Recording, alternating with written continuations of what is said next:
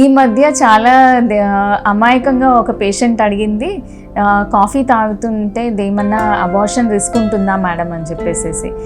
జనరల్గా coffee content అంత తీసుకుంటున్నారని నేను ఎక్స్పెక్ట్ చేయట్లేదు. కాకపోతే 1 or 2 కప్ కాఫీతోనే ఏం పెద్ద ఎఫెక్ట్ ఉండదు.